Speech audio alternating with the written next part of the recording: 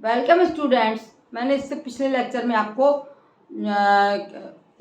पढ़ाया है जो ये कोशिका है आपकी वनस्पति कोशिका और जंतु कोशिका, इसकी रचना में बताया मैंने हर कोशिका में एक केंद्रक पाया जाता है।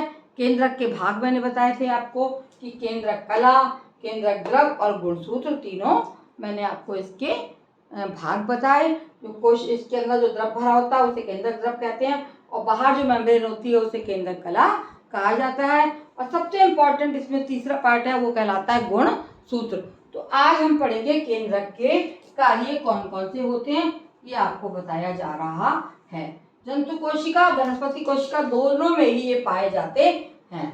सबसे पहला ये है केंद्रक के कार्य। केंद्रक के कार्यों में सबसे पहला कार्य है, सबसे इम्पोर्टेंट और पहला कार्य है कि केंद्रक जो है वो आनुवांशिक गुणों का नियंत्रण करता है। क्या करता है ये? आनुवांशिक गुणों का नियंत्रण।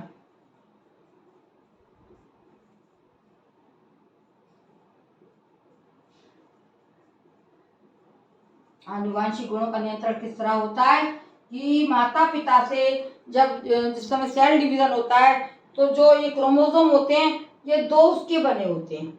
ये एक क्रोमोसोम है और इसमें ये जीन्स लगे होते हैं ये।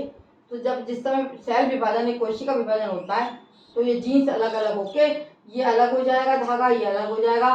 कौन सा गुण किस में जाना है ये अलग अलग बात होती है।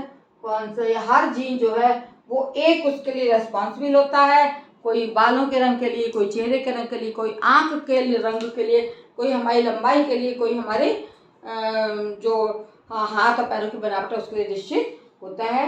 तो इस प्रकार से इसका मेन कार्य क्या है? आनुवांशिक गुणों का नियंत्रण करना, क्योंकि केंद्रक में ही गुणसूत्र पाए जाते हैं, उनमें ही आनुवांशिक गुण होते हैं। दूसरा कार्य है उपापचयी व जैविक क्रियाओं का नियंत्रण। दूसरा कार्य इसका है उपापचयी व जैविक क्रियाओं का नियंत्रण।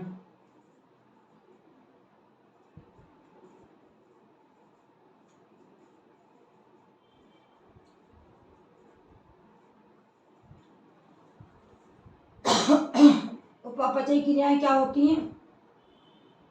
जो भी अंदर तोड़ फोड़ होती है, प्रोटीन बन रहा है, वेस्ट प्रोडक्ट निकल रहे हैं, कुछ और ऑक्सीजन जा रही है, कार्बन डाइऑक्साइड बाहर निकल रही है, तो उपापचयी व जैविक क्रियाओं का नियंत्रण करना भी इस केंद्रक का ही बहुत बड़ा और मेन कार्य है। और कोशिका विभाजन में ये इसका बहुत बड़ा रोल है। कोशिका विभाजन के समय नियंत्रण करना, कोशिका विभाजन का नियंत्रण। कोशिका विभाजन में बहुत सारी कोशिकाएं टूटती हैं, बनती हैं। तो ये केंद्रक का कार्य वही कोशिका विभाजन में नियंत्रण करता है।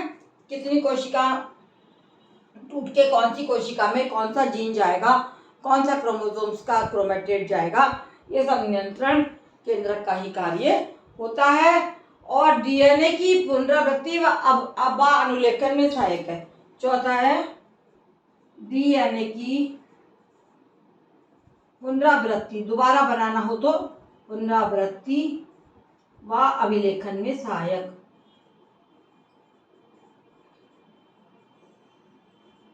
में सहायक होता है ये हमारा केंद्रक।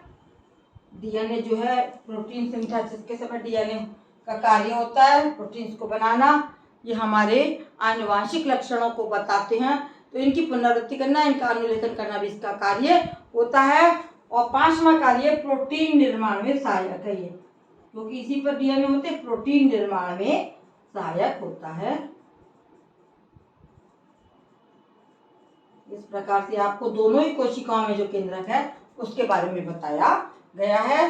दोनों कोशिकाओं का केंद्रक जो है वो आनुवांशिक लक्षणों गुणों का नियंत्रण करता है, उपापचयी क्रियाओं का नियंत्रण करता है, कोशिका विभाजन में भाग लेता है और डीएनए की पुनरावृत्ति करना, प्रोटीन का निर्माण करना केंद्रक का मेन भाग होता है। ये हो गया आपका एक कोशिकांग केंद्रक। बाकी आगे आपको अगले लेक्चर में मैं बताऊंगी। मेरे उसको देखने के लिए धन्यवाद। आप बच्चों मेरे को लाइक करें, सब्सक्राइब करें तथा अन्य बच्चों को शेयर करें।